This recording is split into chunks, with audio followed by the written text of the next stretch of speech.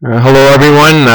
Hopefully everyone found test number 4 to be okay, and hopefully everyone did well today. And we are going to commence the online lecture about the reproductive system female. This is going to be part 1.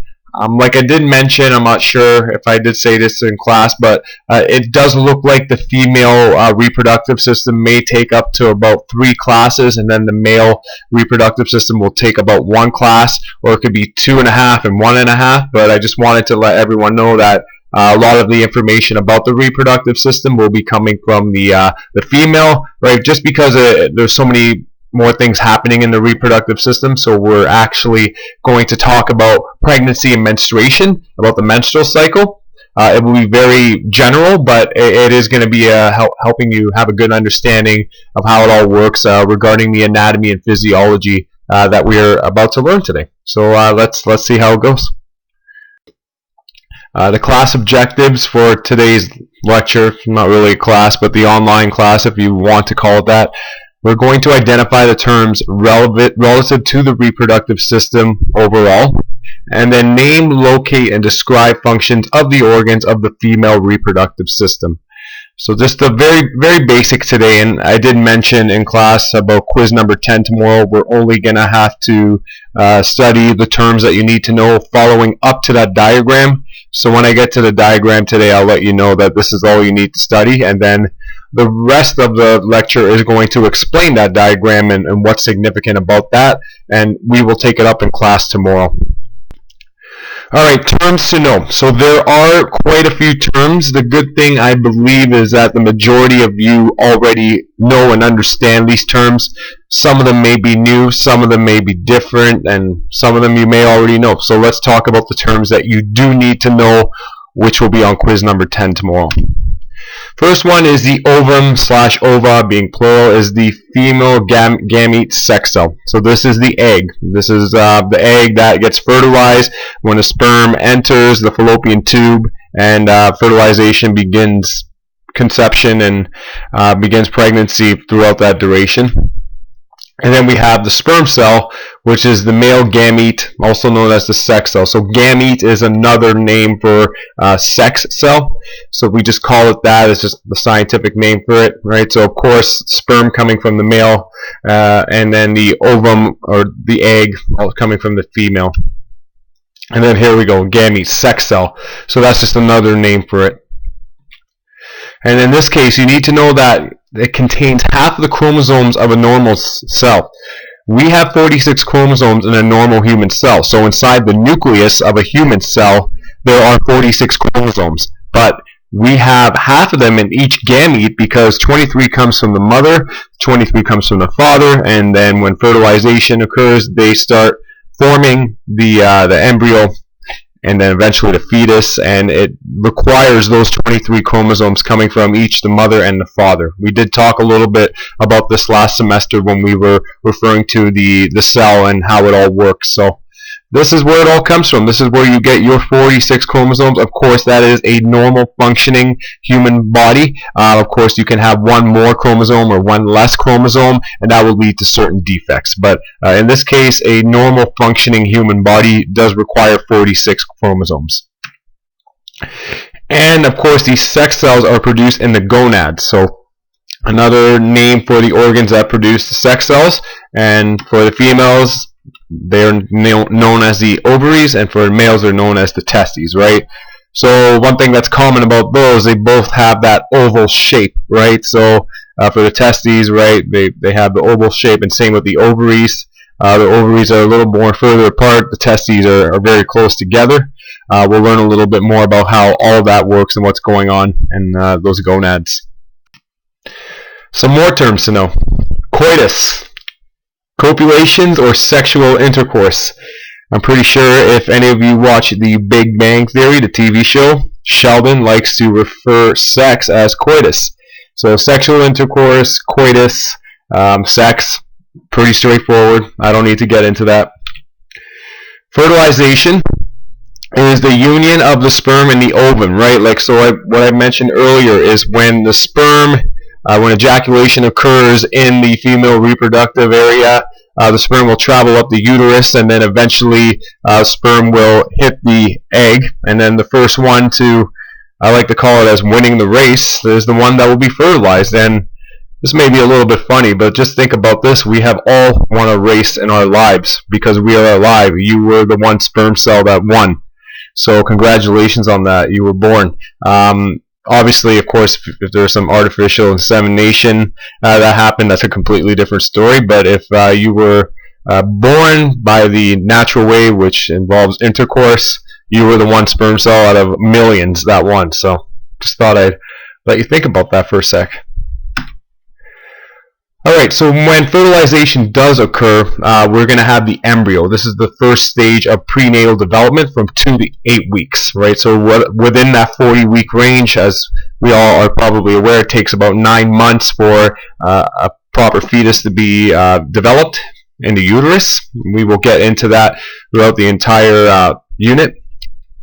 And then the fetus, of course, the stage of prenatal development from 8 weeks on to 39 or 40 weeks, give or take, right? That can range, but the typical time should take about 9 months, 40 weeks. Okay, gestation, or also known as pregnancy, requires 40 total weeks of development within the uterus. But keep in mind, this is all happening in the uterus. That's the place where the fetus will develop throughout that stage. Alright, puberty. Beginning of the fertile period. Of course, puberty, you think about it in adolescence, right? You think about how people, you develop those secondary sex characteristics, but puberty means that you can start fertilizing. You have the ability now to be fertile. So if you are a female, you will be releasing the egg on the monthly basis, and then for males, they're developing sperm and testes, and they have the ability to fertilize as well.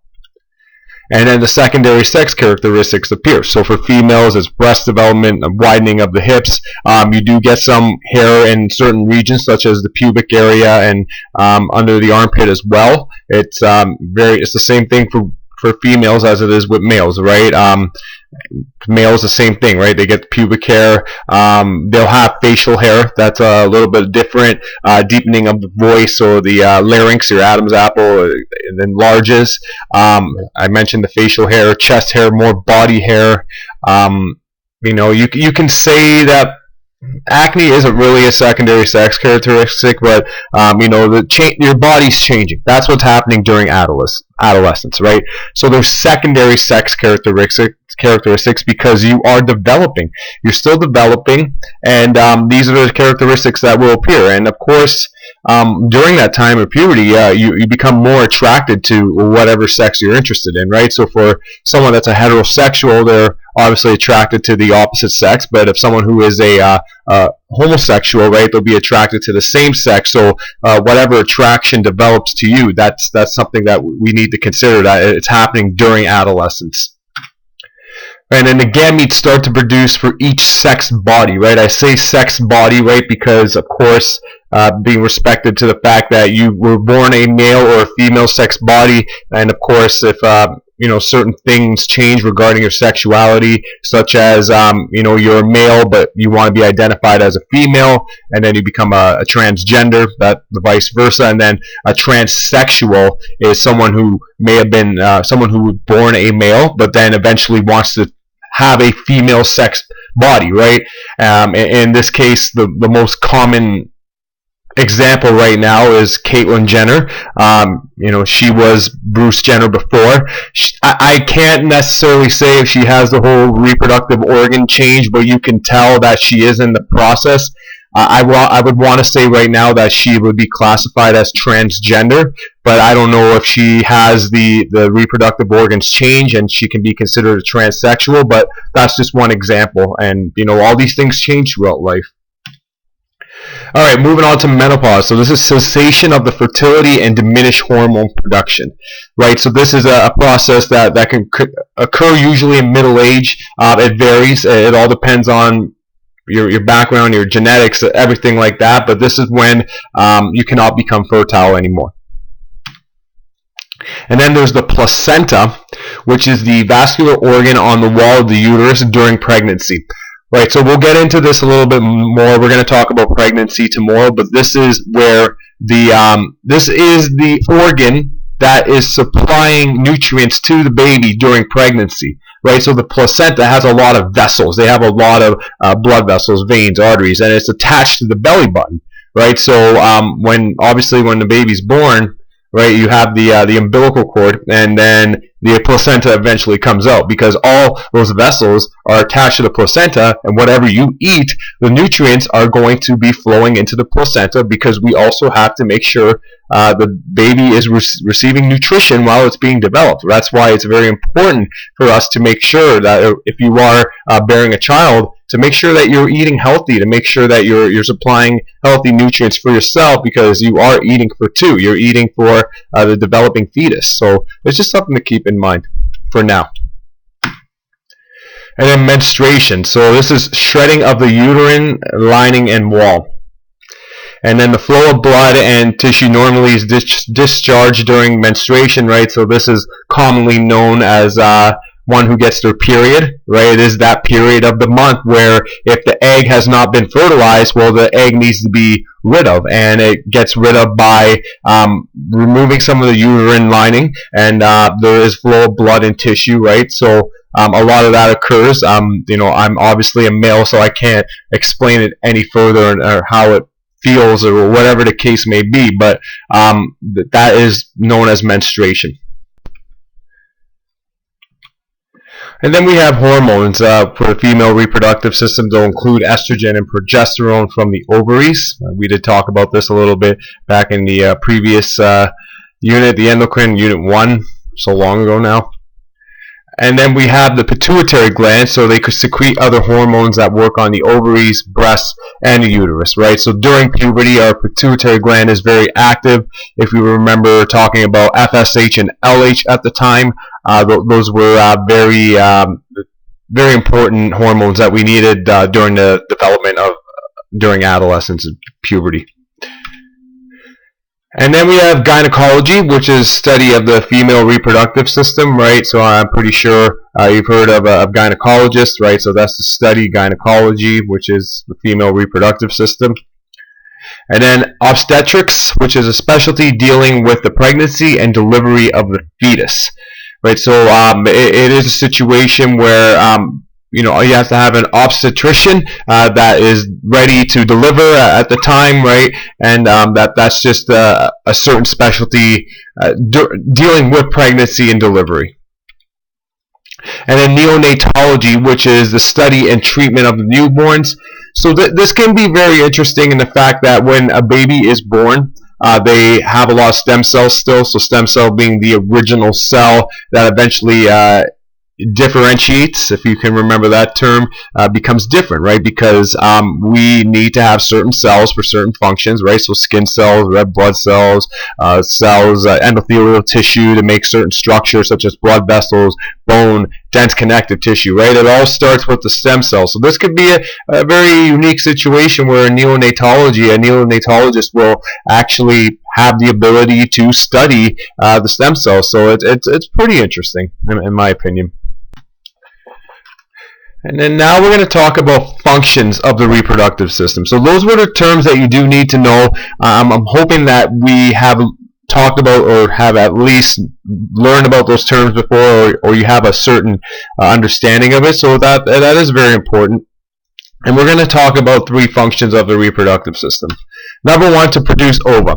Produce the egg, right? Think of the term reproductive. We are reproducing. We're reproducing our species, right? That's why it's called the reproductive system, right? It's amazing and fascinating that life has the ability to reproduce like that. And if you almost think about it, it is the purpose of life. It's just to reproduce. And, when we move on from this world, if you did reproduce, you'll have your offspring to continue that, right? Continuing your genetics, continuing your name, continuing your bloodlines. So it's we need an egg for that, right? We can't have a child if there's no egg. and then provide a growth region for the embryo. Okay, so in this case, we're talking about the uterus. We need to make sure that the embryo is able to develop properly, and this is where the uterus is going to come into play. And we are going to speak about that a little bit more, but that's a function of the female reproductive system. And we got to give credit to the females out there that are bearing the child throughout the 9 months, right? It's something very special, something very unique, and it's just fascinating how it all works, right? And it's just it's amazing how these things work.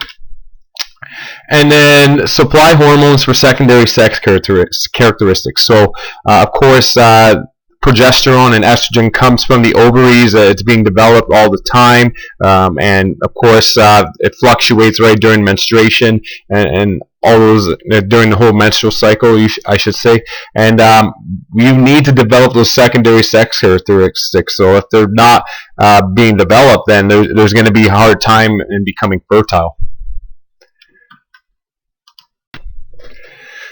Alright, and as you can see, we have the diagram that I was referring to. This is a lateral view of the organs of the female reproductive system. So this is the diagram that you should study, and you can see you have anterior the front, posterior being the back, the rectum of course being posterior. So what I am going to do is just unveil what each label is, and then from there on I'm going to talk about it. You will see in the PowerPoint that it is numbered 1 through 8. It is the same number, so I'm just going to briefly unveil them. I won't explain each of them until we get to there, so it is up to you if you want to continue listening to this lecture. I highly recommend that you do so. If you are very busy, this will definitely be helpful for you when you're studying for the final test, because the remainder from here on will be on the test. So just thought I'd bring that up. And of course, we will be reviewing this in class tomorrow, so I'm not going to leave it in the dark in the classroom setting. I want to make sure that we talk about it, so we will speak about it tomorrow. We'll do a different activity, but for now, let's just unveil it. So number 1, you can see it's almost pretty obvious. It's the ovaries. That's the first one. Number 2, the fallopian tube. Number 3, the uterus. Number 4, cul-de-sac. So if you kind of look at the shape right there, I don't know if you've ever heard of a cul-de-sac neighborhood, right, where it has kind of that U crescent within the subdivision. So it's almost the same concept here, the cul-de-sac. And number 5 is the vagina. A lot of people misconceive the vagina being the overall, including the cervix, part of the uterus, but the vagina is just the canal, right? And it's just the whole misconception there. And then we have the Bartholin glands, the clitoris, and the perineum. And we are going to talk about what all of this stuff means. Number 1, the ovaries. Female gonads, as we mentioned earlier. 1 pair, ovoid shape and structure, and it's the size of an almond. So even though they do look rather large in pictures, they're not as large as you think. So they do have that ovoid structure, and then when it is time, they are developing the egg that is waiting to be fertilized if it were to occur. And it's located on either side of the uterus, so lateral. It is lateral, and the uterus being the center, and then of course the ovaries on each side. And then the utero-ovarian ligaments hold the ovaries in place. So if you think about this right here, you have the ovaries that are attached to the fallopian tubes, but the ovaries themselves need to stay in place. And in this situation, we have ligaments holding them together. And when we do our review tomorrow, what we're talking about, you'll see what I mean, and you'll understand that utero-ovarian ligament. So if you were to take a guess right now, utero-ovarian, it is a ligament that's attaching to the ovaries attached to the uterus. Okay, and then they contain numerous ovarian follicles. Oocytes is another name for an immature egg cell, right? So there's millions of, or not millions, but a lot of follicles within the ovaries, and that's where the development of an egg is occurring. We won't get too in depth with that. That's more hardcore anatomy and physiology, but it is something that you should understand. Okay, then we have the Graafian follicles, and this is the site where the ovum develops. I will show you a picture to give you an understanding, but let's just move on from here. It's composed of thousands of small sacs in the ovary. And if you take a look at this picture right here, here's one ovary, and then we're going through the entire process of how an egg or an oocyte, which is the immature egg, develops.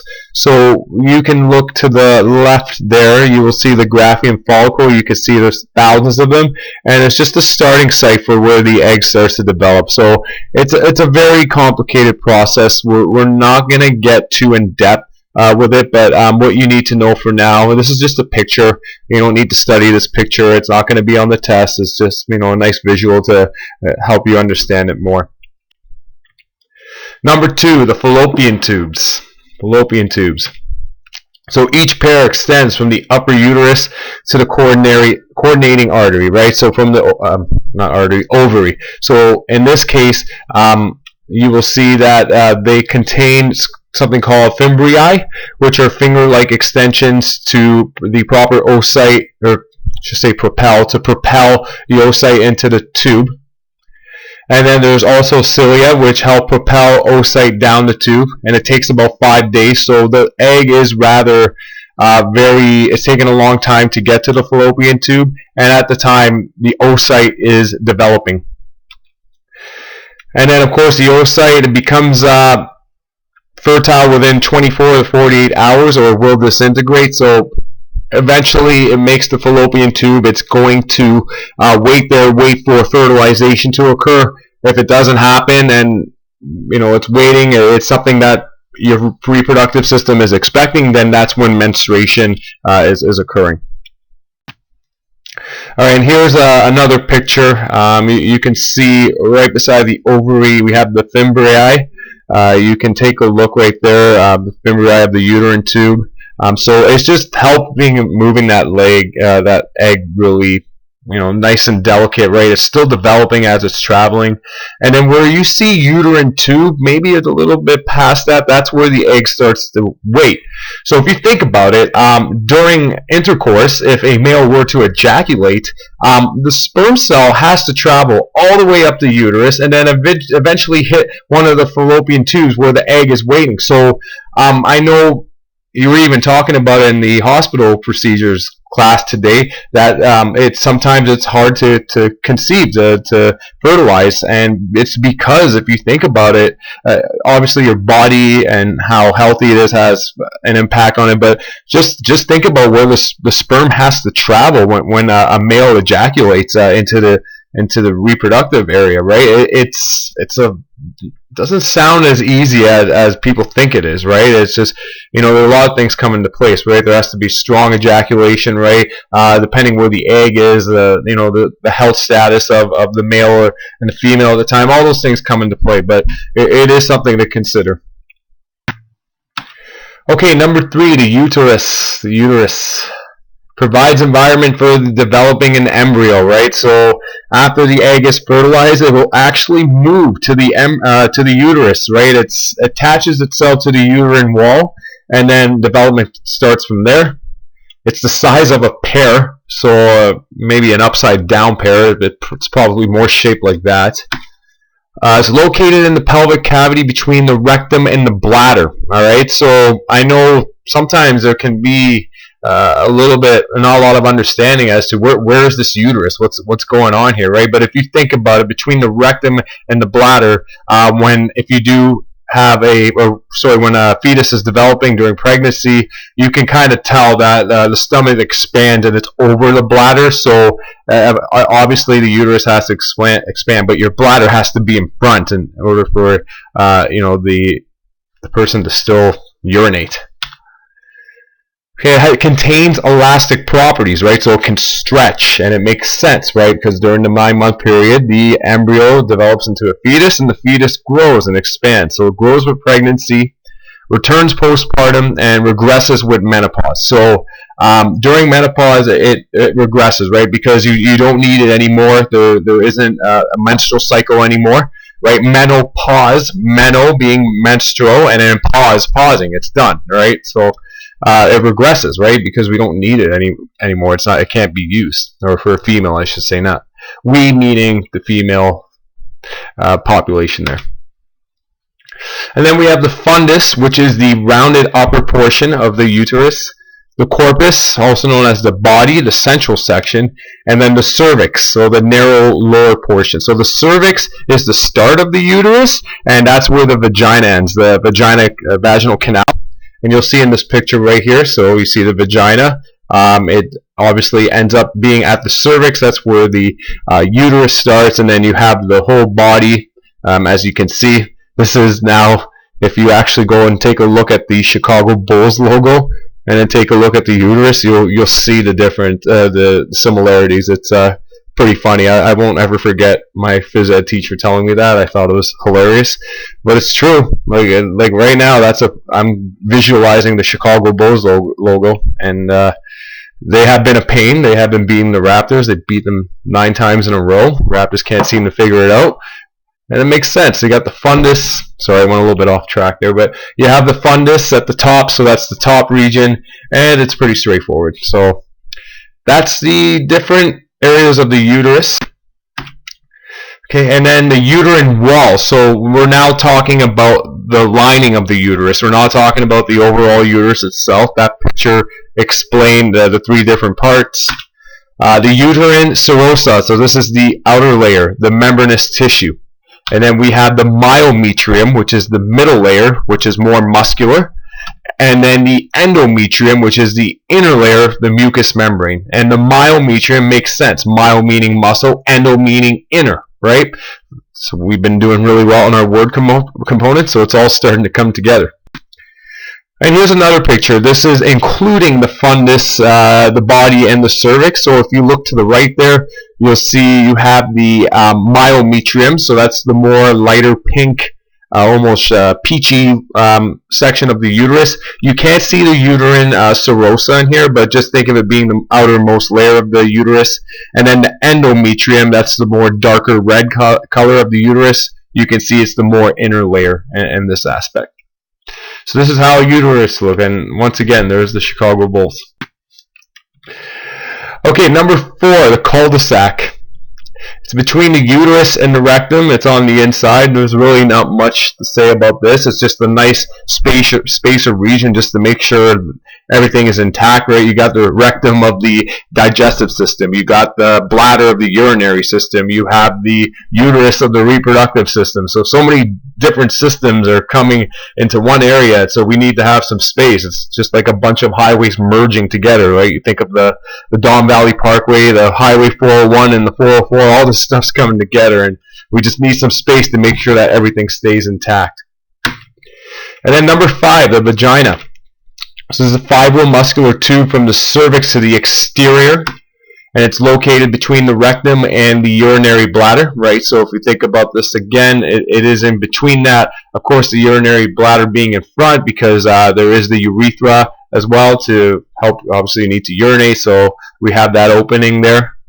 And it tilts posteriorly, right? So if you think about it, it's shifted more towards the back, posterior, right? So if we were to think of a straight line and then just tilt it back a little bit, that's kind of how the vagina is composed of leading up to the cervix.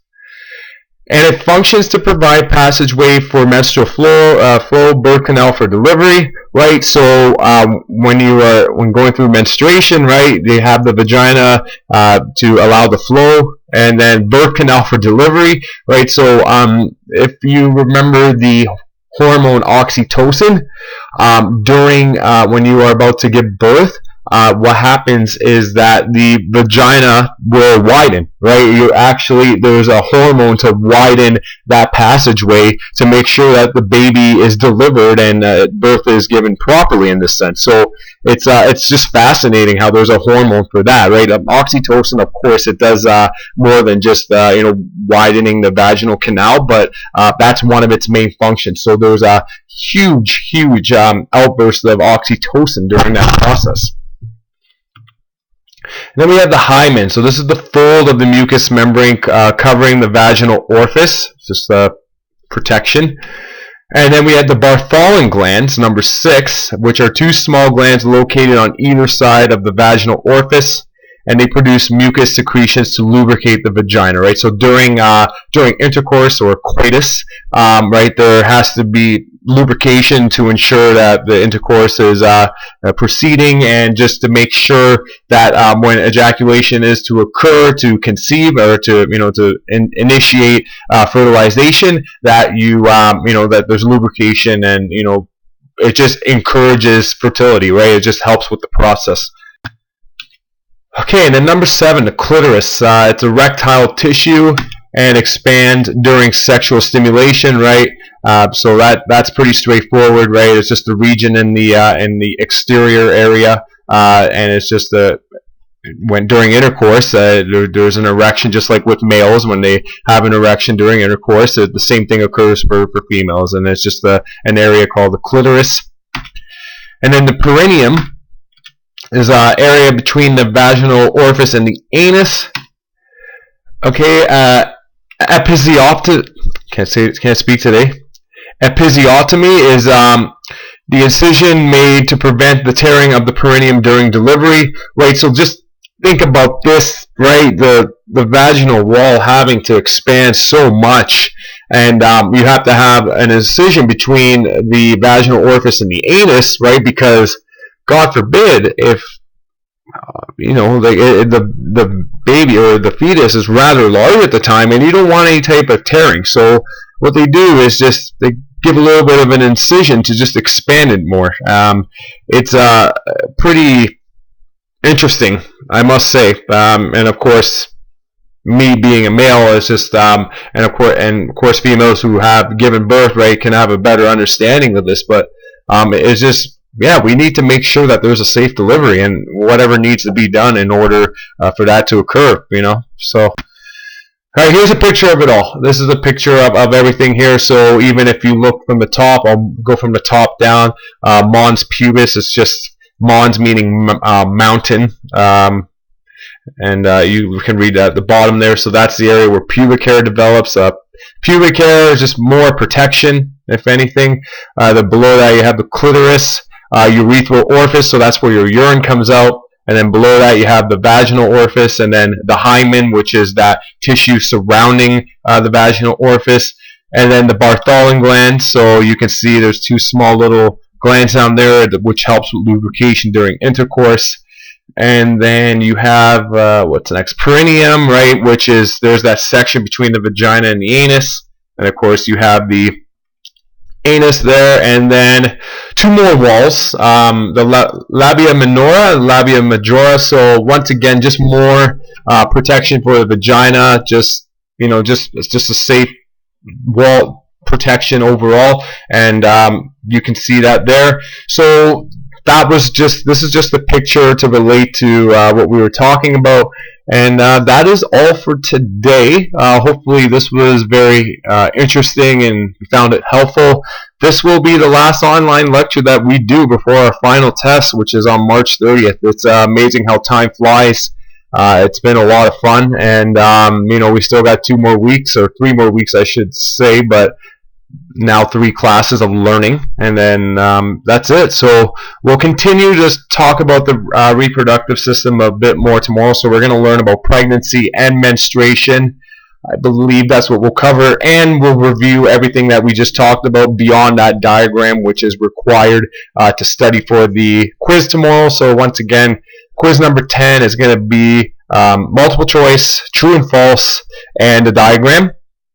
Okay, and it's the diagram and everything before that, and then everything we just talked about from there on we'll review tomorrow, and keep on practicing here. And thank you very much for watching, and I hope you have yourself a great day, and hope to see you all tomorrow. Take care now.